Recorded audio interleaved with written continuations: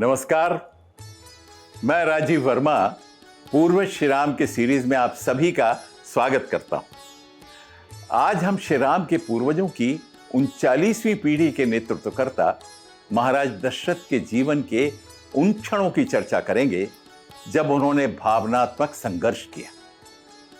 एक विवश राजा, पति और पिता के रूप में महाराज दशरथ के चरित्र को विस्तार से समझने के लिए आइए शुरू करते हैं पूर्वज श्री राम के।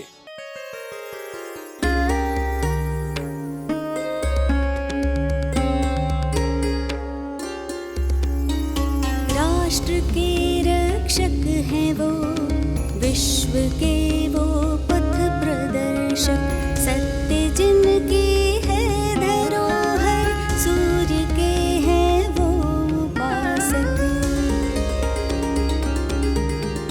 गंगा है वो, सिंधु है वो, वही तो जम्बू द्वीप है। सगर रघु दशरथ है वो, वही तो राजा दिलीप है। निर्माता भारत वर्ष के, शासक अयोध्या धाम के, इक्ष्वाकु सूर्यवंशी, पूर्वज श्री राम के। श्री राम के, श्री राम के, पूर्वज श्री राम के।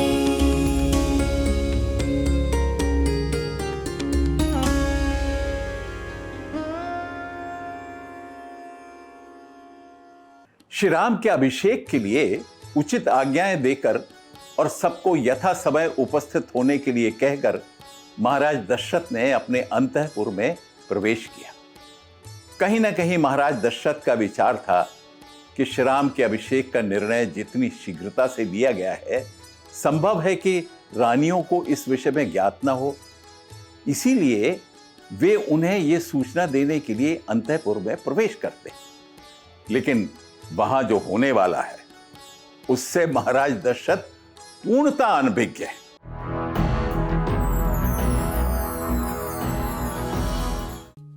महाराज दशरथ जब अपने अंतःपुर में जाते हैं तो वहां का वातावरण पूर्ववत है, अर्थात वहां वाद्य यंत्रों की मधुर ध्वनि गूंज रही है।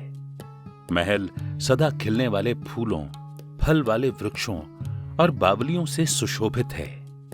वहां बहुत प्रकार के अन्न, पान और खाद्य पदार्थ विद्यमान हैं। वास्तव में बहुमूल्य आभूषणों से संपन्न वह भवन स्वर्ग के समान शोभा पा रहा है। परंतु वहां पहुंचकर महाराज दशरथ यकायक व्यथित हैं, और इसका कारण है अंतःपुर में रानी कैकेयी की अनुपस्थिति। श्री राम के अभिषेक की प्रसन्नता को राजा अपनी पत्नी कैकेयी के साथ साझा करने की इच्छा से अंतःपुर पहुंचते हैं, लेकिन वो वहां नहीं है। यह साधारण नहीं है। ऐसा पहली बार हो रहा है कि रानी राजा के आगमन के समय अंतःपुर में नहीं है। वास्तव में आज राजा ने पहली बार सूने घर में प्रवेश किया है। स्वाभाविक है कि महाराज दशरथ व्यथित हो गए और कैकेयी के विषय में पूछने लगे। तब एक डरी हुई प्रतिहारी ने हाथ जोड़कर कहा कि देवी बहुत क्रोध में कोप भवन की ओर दौड़ी हुई गई हैं। रानी कोप भवन में गई है, यह सुनकर राजा को यकायक आश्चर्य और दुख ने घेर लिया और वे तुरंत कोप भवन में पहुंचे। उन्होंने देखा कि कैकेयी कोप भवन में भूमि पर लेटी हुई है। महाराज दशरथ का कैकेयी पर विशेष प्रेम था। वे निष्पाप थे और कैकेयी के पापमय संकल्प से पूर्णतः अनभिज्ञ थे। यही कारण है कि उन्होंने आत्मीयता से कैकेयी से इस कोप का कारण पूछा और उन्हें आश्वासन दिया कि मैं अपने अच्छे कर्मों की सौगंध खाकर कहता हूं कि मैं तुम्हारा प्रिय कार्य अवश्य करूंगा। तुम इतना बताओ कि तुम्हारा किसने अहित किया है। कैकेयी को अपनी विजय स्पष्ट दिख रही थी, परंतु आश्वस्त होने के लिए उन्होंने महाराज दशरथ से कहा कि यदि आप मेरे लिए कुछ करना ही चाहते हैं तो प्रतिज्ञा करें। इसके पश्चात मैं अपने अभिप्राय को आपसे कहूंगी। राजा दशरथ सहज भाव में थे उन्होंने प्रेमवश कैकेयी से कहा कि क्या तुम नहीं जानती कि मुझे तुमसे अधिक प्यारा नरश्रेष्ठ श्री राम के अतिरिक्त कोई मनुष्य नहीं है। मैं उस जीवन के समान मूल्यवान अजेय महात्मा राम की शपथ खाता हूँ। तुम अपने मन की बात कहो हे कैकेयी, जिस राम को एक घड़ी ना देखने पर मैं निश्चित रूप से जीवित नहीं रह सकता, उस राम की शपथ खाकर मैं तुम्हारे वचनों को पूरा करूँगा। कैकेयी जैसे इसी क्षण की प्रतीक्षा में थी और वो राजा के वचनों को सुनकर बड़ी प्रसन्न हुई। इसके बाद जो हुआ उसका वाल्मीकि रामायण के साथ रामचरितमानस में भी बहुत सुंदर वर्णन है। वहाँ कैकेयी कहती है कि मागु मागु पै कहु पिया, कबहु न देहु न लेहु, देन कहु बरदान दुई, त्यों पावत संदेहु। अर्थात आप मांग मांग तो कहते रहते हैं लेकिन देते कभी कुछ नहीं है, और आपने पूर्व में भी 2 वरदान दिए थे लेकिन मुझे तो उनके मिलने पर भी संदेह है।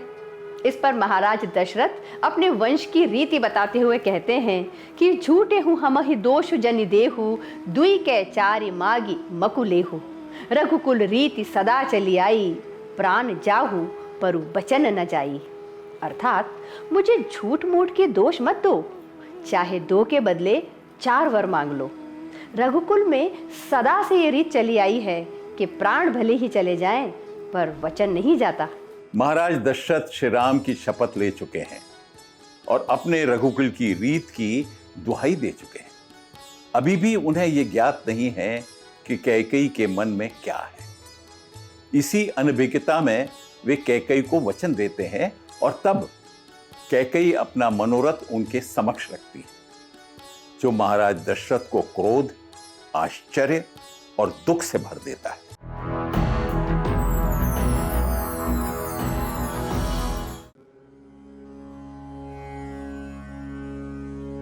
सोनहु प्राण प्रिय भावत जी का, देहु एक बर भरतहि टीका, मांगहूँ दूसर बर कर जोरी, पूर्वहु नाथ मनोरथ मोरी, तापस बेश विशेषी उदासी, 14 बरस रामु बनवासी।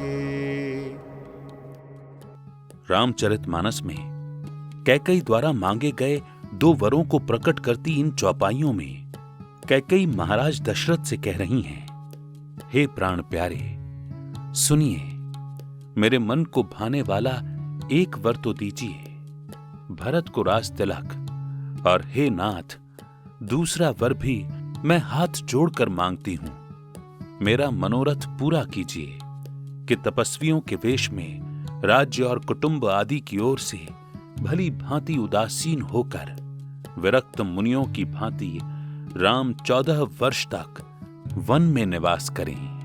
आगे की चौपाई में रामचरितमानस कहती है कि जब महाराज दशरथ ने कैकेयी के वचन सुने तो उनका हृदय शोकग्रस्त हो गया। वाल्मीकि रामायण में भी लगभग यही वर्णन है। वहां कैकेयी कहती हैं कि महाराज, आपने यह जो राम के अभिषेक का सामान जुटाया है, इसी सामान से भरत का अभिषेक कर दिया जाए। इसके साथ राम वल्कल तथा मृगचर्म धारण कर तपस्वी के वेश में 14 वर्ष तक दंडकारण्य में निवास करें। वाल्मीकि रामायण में कैकेयी बहुत स्पष्टता से अपनी बात रखती है और कहती है कि आज भरत को निष्कंटक युवराज पद प्राप्त हो जाए। वो महाराज दशरथ को जताती है कि मैं आपके द्वारा पहले दिए हुए वर को ही मांग रही हूं, और पुनः इस बात पर बल देती है कि मेरी ये परम कामना है कि आज ही राम को वन में जाता हुआ देखूं।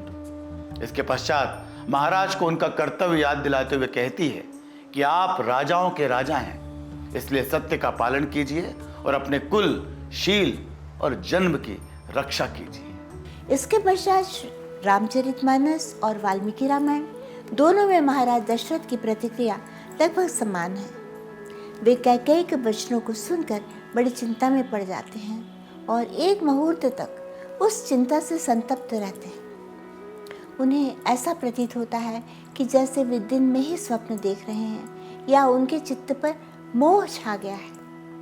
उनकी स्थिति से यह स्पष्ट है कि महाराज दशरथ का मन इस प्रकार के द्वेष भाव या षड्यंत्र आदि के लिए तैयार नहीं था। परंतु सत्य यह था कि कैकेयी ने उनसे 2 ऐसे वर मांगे थे जो महाराज दशरथ के शोक का कारण बने।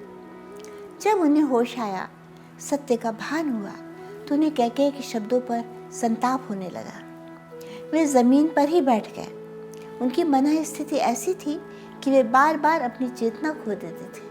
अंततः जब महाराज दशरथ थोड़ा संभलते हैं और उन्हें सत्य का अनुभव होता है, तो वे कैकेयी के प्रति क्रोध और आश्चर्य से भरे हुए कई वचन बोलते हैं। कैकेयी को कितने ही तर्क देते हैं कि तुम ऐसा सोच भी कैसे सकती हो कि श्री राम को वन भेजना चाहिए। वो कैकेयी को याद दिलाते हैं कि तुम तो श्री राम को भरत से भी अधिक प्रेम करती हो। तुम उन्हें अपना ज्येष्ठ पुत्र मानती हो, तो तुम उनका अहित कैसे विचार कर सकती हो। जब कैकेयी पर उनकी बातों का कोई प्रभाव नहीं होता, तो वे गिड़गिड़ाते हुए कहते हैं, मम वृद्धस्य कैकेयी गतान्तस्य तपस्विनः दीनम लालप्य मानस्य कारुण्यम कर्तु मरहसि। हे कैकेयी, मैं बूढ़ा हूँ, मेरी मृत्यु भी समीप है और मेरे तपस्या करने के दिन है। मैं दीनता के साथ गिड़गिड़ा रहा हूँ, तुम्हें मुझ पर दया करनी चाहिए। महाराज दशरथ भारी दुख से संतप्त हैं और विलाप कर रहे हैं। यही कारण है कि उनकी बार बार चेतना भी जा रही है। कहीं ना कहीं उन्हें विश्वास नहीं हो रहा है कि कैकेयी ऐसा कर सकती है। यही कारण है कि वे कभी उन पर क्रोध करते हैं और कभी उनसे प्रार्थना करते हैं। लेकिन समस्या ये थी कि कैकेयी पर कोई प्रभाव नहीं हो रहा था, बल्कि वे और भी भयानक रूप धारण कर रही थी। महाराज दशरथ और माता कैकेयी के वार्तालाप का अंत क्या हुआ, आइए देखते हैं।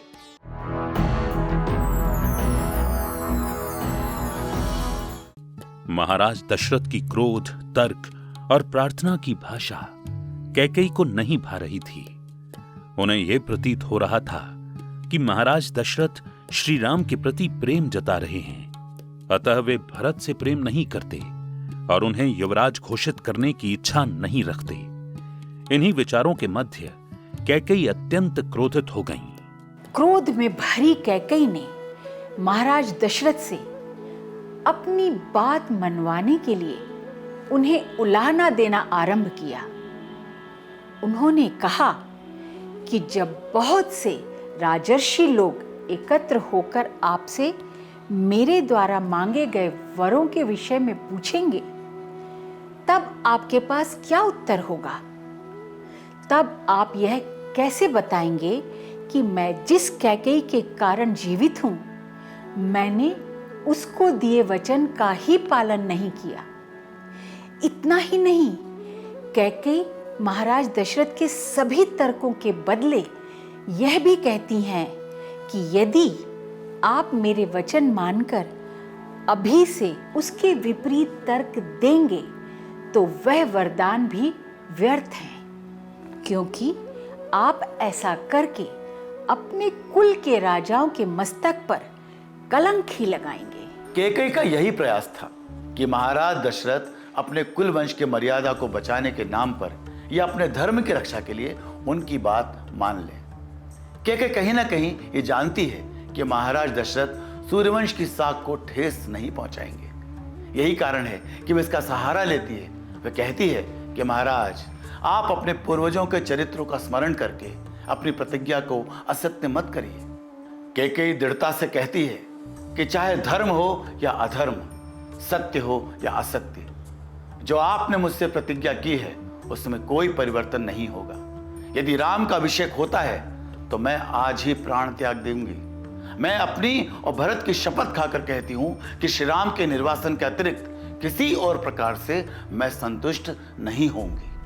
देर तक चले इस तर्क और प्रार्थना के क्रम के बाद जब महाराज दशरथ को यह अनुभव हो गया कि कैकेयी किसी भी प्रकार से संतुष्ट नहीं होंगी, तब उन्होंने यह भी कहा कि भरत को युवराज घोषित करने में मुझे कोई समस्या नहीं है, केवल राम को वनवास भेजने का वरदान न मांगो। परंतु कैकेयी अडिग रही।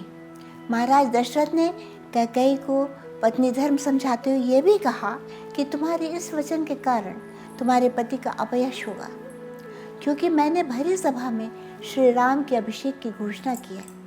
यदि सत्य असत्य का ही प्रश्न है तो श्री राम के अभिषेक न करने से भी मेरा वचन असत्य ही होगा। यहाँ महाराज दशरथ धर्म और कर्तव्य की बातें कर रहे थे और कैकेयी केवल वरदान की। दो विपरीत ध्रुवों पर बातें होने से यह वार्तालाप निरंतर चलता रहता है।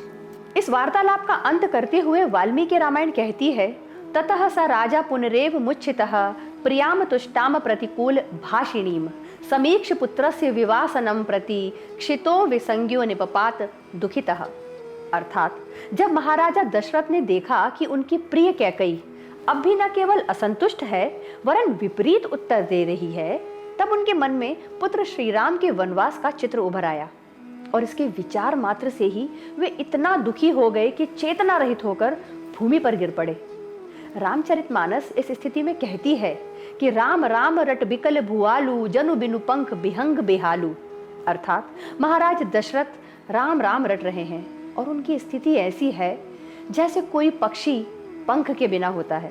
श्री राम के वनवास के विचार मात्र से महाराज दशरथ मूर्छित हो जाते हैं। इससे साफ है कि उनके हृदय में श्री राम के प्रति अगाध प्रेम है।